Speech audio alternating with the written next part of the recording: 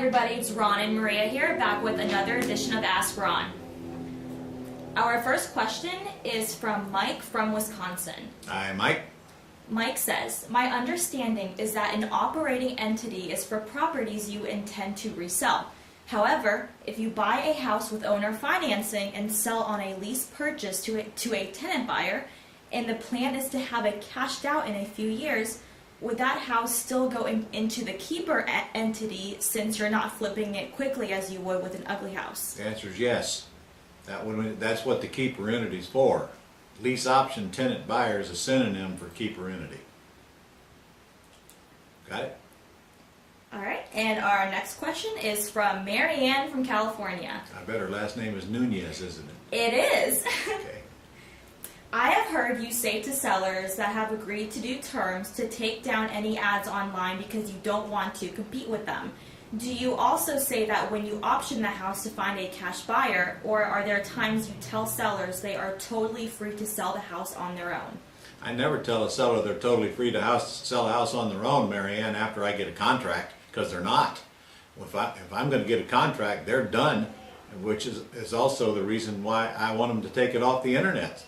If I'm going to buy their house, there's no reason for them to have it on the internet anymore. So I want them to pull it down in case I want to raise the price. I don't have to compete with that.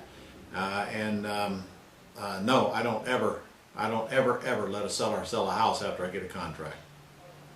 If they insist on it, I say, well, you go ahead and keep selling and let me know if it don't work out. And our next question, she has a two-part question. Cindy from Ohio. All right. First question. Beyond the county records, what is the best way to find absentee owners? I am using the tax mailing address on county records, but my letters are being returned. YellowLetterLady.com. Call the Yellow Letter Lady, Christy King, and she'll get you a list, help you get a list of out-of-town absentee owners. And now she's even got a list of out-of-town owners with vacant houses where you're at. So I'm hearing good things about that list. And her second question. If no one claims the house, do you know of any way I can take ownership of the house? It's vacant, no family members want it, and county taxes are owed. The only way you can take ownership of it is to find the owners and get a deed, or buy an underlying debt or lien that's against it that is foreclosable. For example, if there was a little mortgage on it, you might be able to buy the mortgage from the lender, not pay it off, buy the mortgage, and then foreclose on that mortgage. You can't even file a quiet title suit unless you have some interest in the property. So the answer is no. Got to get it from the seller, or you got to get an underlying lien and buy it. And no, you will not be able to buy taxes. Now, of course, sooner or later there's probably going to be a tax deed sale, but then you're going to the sale to bid with everybody else that's aware of the sale, so there might be a lot of people at that sale. Got to find the owner, track them down. Hire a private investigator to track them down. If they don't want the house, in fact, that's some of the best deals you can get.